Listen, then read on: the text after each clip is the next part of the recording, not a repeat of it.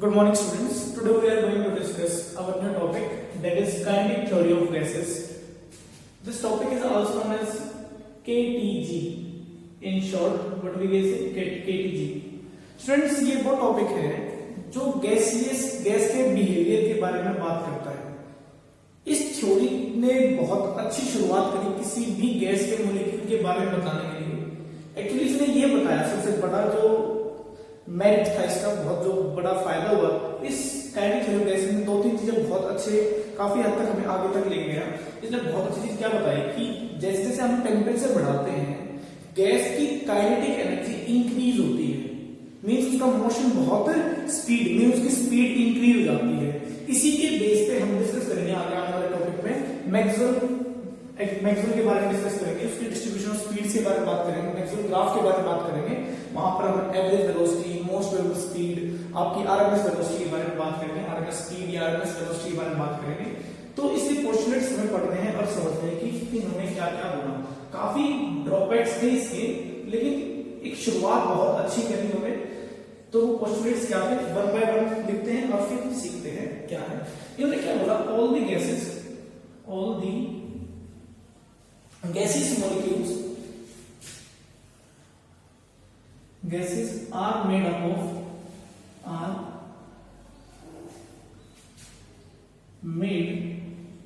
of all the gaseous molecules are made up of very large number of extremely small molecules, extremely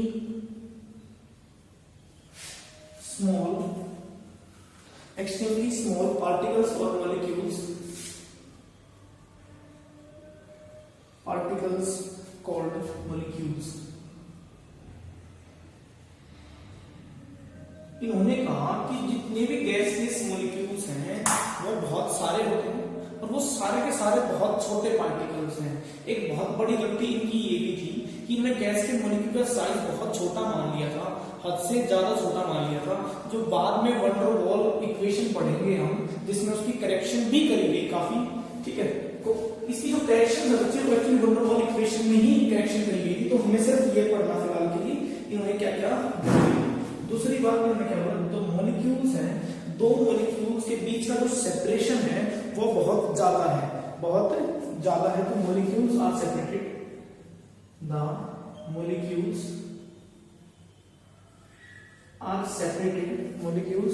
are separated from one another by a large distance। Means देखो मुझे बात कहीं ना कहीं ठीक थी। हमें पता है गैस के मॉलिक्यूल्स क्या होते हैं, बहुत दूर दूर होते हैं, क्योंकि हमें पता है गैस के मॉलिक्यूल नजदीक आएंगे तो वो लिक्विड स्टेट की तरफ प्रोसीड करेंगे और बहुत ज्यादा नजदीक है वो सॉलिड गिर देंगे। तो एक काफी हद तक बहुत अच्छा पोस्टुलेट है कि जो मॉलिक्यूल्स है, जो बहुत सारे मॉलिक्यूल्स है, वे मॉलिक्यूल्स एक दूसरे से इतनी दूर है, बहुत ज्यादा है। इसी की वजह से उन्होंने एक बात बोली कि मॉलिक्यूल्स इतनी ज्यादा है कि उन दोनों के बीच में कोई फोर्स ऑफ अट्रैक्शन या रिपल्शन, किसी भी चीज की कोई भी फोर्स उनके बीच में एग्जिस्ट ही नहीं करती।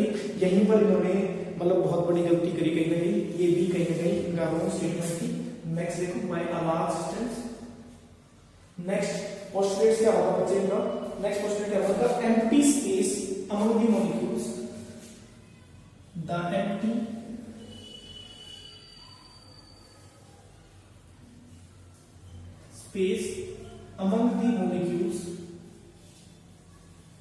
space among the molecules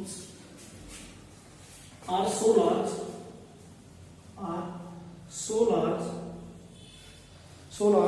that the actual volume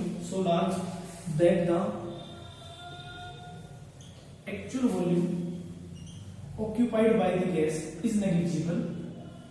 Actual volume of the molecule is negligible,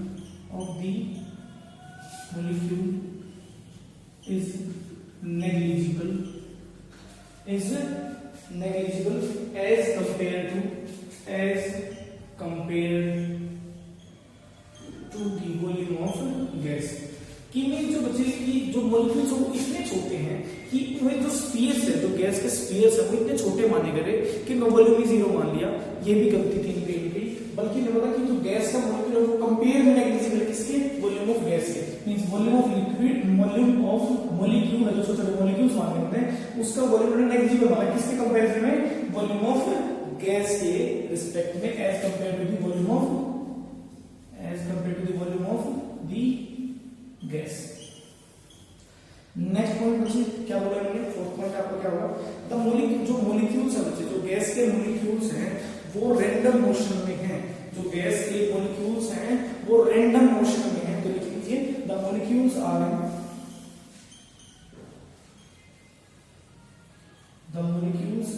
in random motion,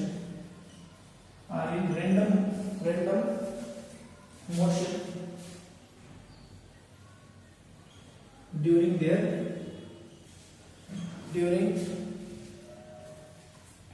their motion। हमें पता है गैस के मॉलिक्यूल स्टैटिक नहीं होते, वो एक दूसरे के साथ टकराते भी रहते हैं। तो सिंपली इन्होंने बोला सो दैट एक चीज देखो, जो प्रेशर होता है किस वजह से क्रिएट होता है कि जो गैस के मॉलिक्यूल वो कंटिन्यू जाके टकराएंगे, बार बार कोलाइड करेंगे, जिस वजह से एक प्रेशर जनरेट होता है। क्योंकि मतलब प्रेशर द्वारा फोर्स अपॉन एरिया, तो कोई मॉलिक्यूल किसी गैस के कंटेंट में जाके टकराएगा तो कोई फोर्स लगेगी किसी स्पेसिफिक एरिया पे लगेगी, तो एक प्रेशर जनरेट हो जाएगा। तो बोला कि जो मॉलिक्यूल्स वो रैंडम मोशन में, क्योंकि साइंटिस्ट से जब इनसे पूछा गया कि सर ये प्रेशर जनरेट क्यों हो रहा है किसी भी कंटेनर के अंदर गैस की वजह से, जबकि गैस के मॉलिक्यूल तो बहुत दूर हैं, तो उन्होंने बोला गैस के मॉलिक्यूल रैंडम मोशन में है, जिस वजह से वो बार बार अपने मोशन के दौरान वो रैंडम मोशन करते हैं, इधर उधर घूमते रहते हैं। एक सिंपली ब्राउनिंग मोशन आप तरीके से समझ सकते हो इसे। The molecules are in random motion during their motion to so that they keep on colliding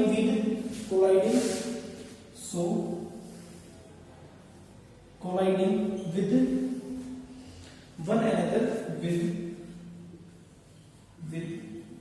another एक दूसरे के साथ टकराएंगे, and the walls of the container and also with the walls of the container। इनमें ये हुआ। एक next जो गलती बच्चे इनसे ये होगी कि जब दो मॉलिक्यूल आपस में टकराएंगे या वॉल्स में जब टकरा रहे होंगे तो जो कोलिजन होगा वो इलास्टिक कोलिजन है, कि जहां पर कोई एनर्जी का लॉस नहीं होता। लेकिन हमें पता है, देखो आइडियल गैस के लिए तो हम इसे फिर भी अज्यूम कर सकते हैं, लेकिन ऐसा कभी नहीं हो सकता कि मॉलिक्यूल्स कोलाइड करें वो इलास्टिक है। ये इलास्टिक वर्ड बड़ी गलती, उन्होंने बहुत बड़ी गलती की। आगे जाने के बाद हायर क्लास में करेक्शन भी करी गई। तो इन्होंने क्या बोला, मॉलिक्यूलर कोलिजन, जो मॉलिक्यूल्स में कोलिजन हो रहा है means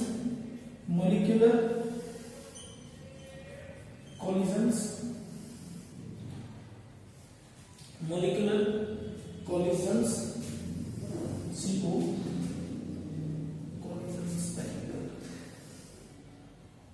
collisions, the molecular collisions are perfectly elastic,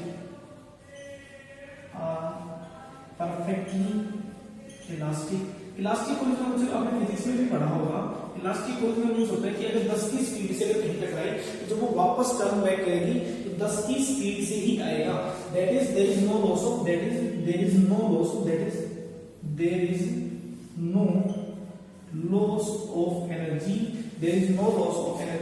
during their collision with one another और container there is no loss of energy during collision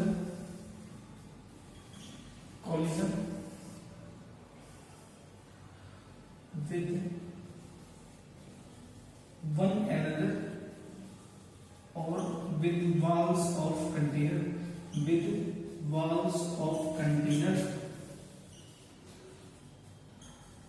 तो बच्चे आपका फिफ्थ पॉइंट यही था। अब बच्चे जो अगली गलती इन्होंने करी भी थी कहीं ना कहीं, जो फोर्स ऑफ अट्रैक्शन जो उन्होंने मॉलिक्यूल्स के बीच में मानी थी वो नेग्लिजिबल मानी थी। Sixth point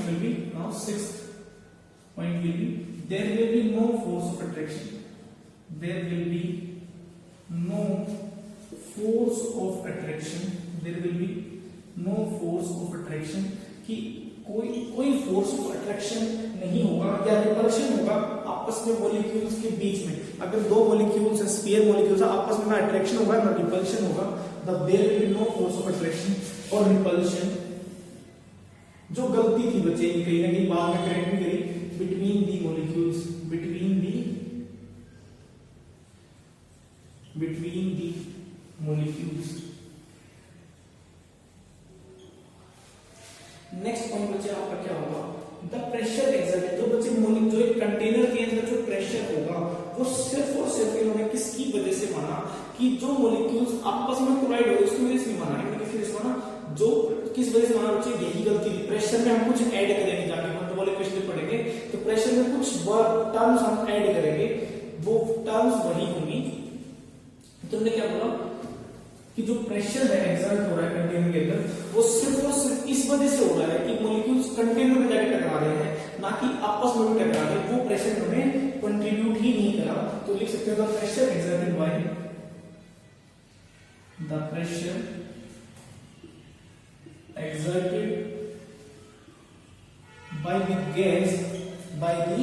gas is due to the collision of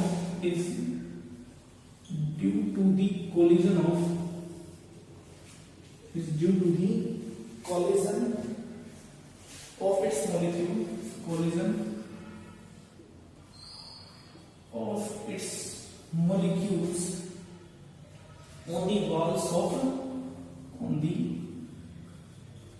walls of the container per unit area। कह सकते हो सिंपली कि किसी पर यूनिट एरिया में container per unit area, container per unit area. Next point बच्चे जो बहुत ही काम कर रहा, हमें जनरली जो डील करना हो हमें इसी पॉइंट से डील करना है फिलहाल के लिए, कि जो एवरेज काइनेटिक एनर्जी है किसी भी मॉलिक्यूल की, जो वेलोसिटी है, कोई भी स्पीड है, वो इंक्रीज होगी या वो किस पे डिपेंड कर रही है, आपकी डायरेक्टली प्रोपोर्शनल है टेम्परेचर की। तो आप क्या बोल सकते हो, the average kinetic energy, the average हमेशा डिराइव करेंगे, रिलेशन प्रूव भी करेंगे, कुछ प्रूव करें। The average kinetic energy, the average kinetic energy of the gaseous molecules is directly proportional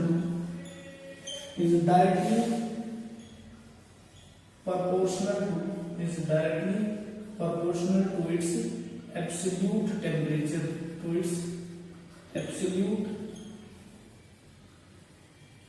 temperature, तो इस पॉइंट को ध्यान रखिए। यही सभी 8 पोस्टुलेट्स आपके एग्जाम में पूछे जा सकते हैं, इन्हीं की वजह से हम जितनी भी चीज हम डिराइव करेंगे। अब काइनेटिक थ्योरी ऑफ गैसेस ने एक रिलेशन दिया, काइनेटिक थ्योरी ऑफ गैसेस ने एक रिलेशन दिया, उस रिलेशन का नाम है kinetic gas equation, kinetic equation बोल सकते हैं सिंपली से। उसका डेरिवेशन आपके सिलेबस में नहीं है, उसका काफी लंबा डेरिवेशन है, तो भी फुर्सत में करा देंगे आप लोगों को, लेकिन आपके लेवल पे नहीं है। उसका डेरिवेशन हाई क्लास बीएससी या एमएससी में पढ़ोगे, अभी फिलहाल के लिए आपकी रिक्वायरमेंट नहीं है, तो आप ध्यान रखना। कोई आपसे पूछे, इसको हम ड्रॉप कर लेते हैं, फिर देखते हैं। We will see kinetic gas equation.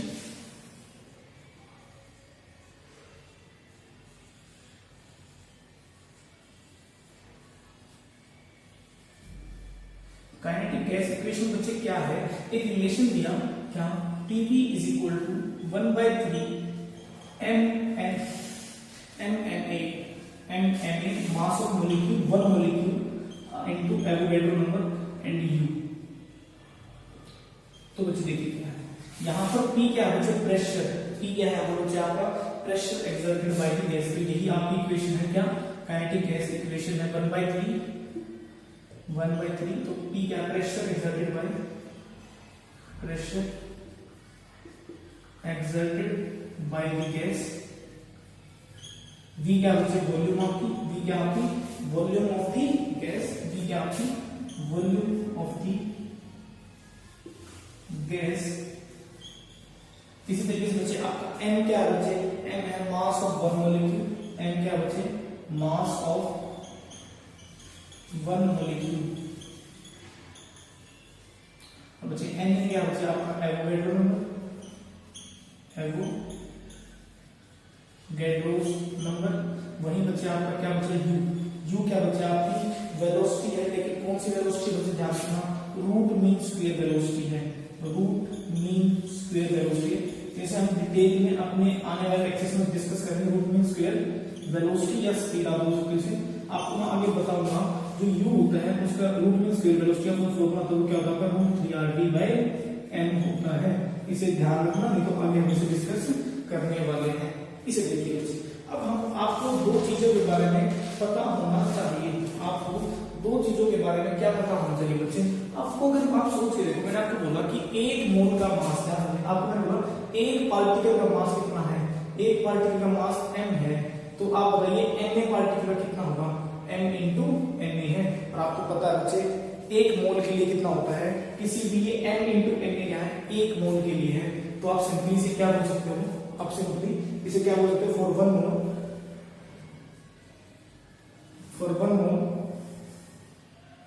m into na is equal to mass of one mole, mass of one mole.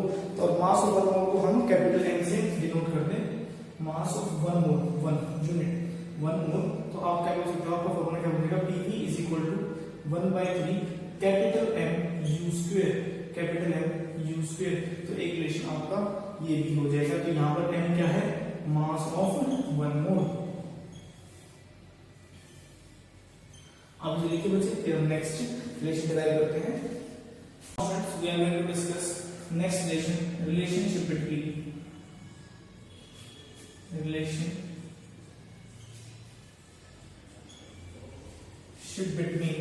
kinetic energy and kinetic energy को Ke से नोट करो मुझे, kinetic energy and temperature।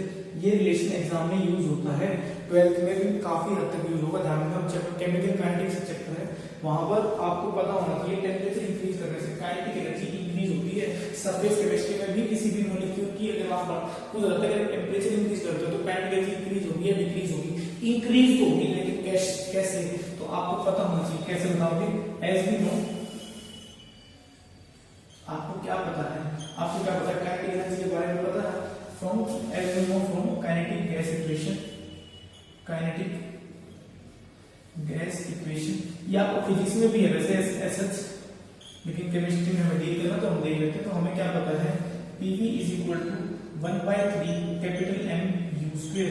अब बच्चे अगर मैं आपकी right side को इस इक्वेशन को 2 से मल्टीप्लाई कर दूं, 2 से डिवाइड कर दूं, तो on dividing and multiplying by 2 तो आपको क्या मिलेगा, PV is equal to 2/3 M U square. देखो मैंने क्या किया बच्चे, 2 से ही मल्टीप्लाई करा, 2 से ही डिवाइड कर दिया, तो कोई चेंज नहीं होगा। लेकिन आपको पता होना चाहिए, एज वी नो, आपको क्या पता है, as we know kinetic energy is equal to half M U square. आपको पता होना चाहिए काइनेटिक हाफ M स्क्वायर होता है, क्या होगा, हाफ M स्क्वायर। तो आप इस इक्वेशन को यहां पुट करोगे तो आपको क्या मिल जाएगा, PV is equal to 2/3 kinetic energy, या आप क्या बोल सकते हो, kinetic energy is equal to 3/2 PV, आप ये बोल सकते हो। लेकिन आपको अभी ये बात पता है कि for one mole of gas आपको पता है आइडिया कैसे कहती है, PV is equal to nRT। अगर मैं n की वैल्यू 1 पुट कर दूं, तो क्या बनेगा, PV is equal to RT। तो आप PV की जगह क्या पुट कर सकते हो, RT।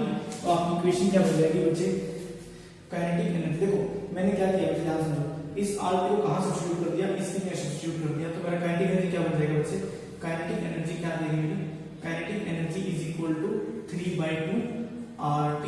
अब आप चेक करिए बच्चे, यहाँ पर 3 एक कांस्टेंट है, 2 एक कांस्टेंट है, R यूनिवर्सल गैस कांस्टेंट है, तो आप डायरेक्टली क्या बोल सकते हो, kinetic energy is directly proportional to temperature.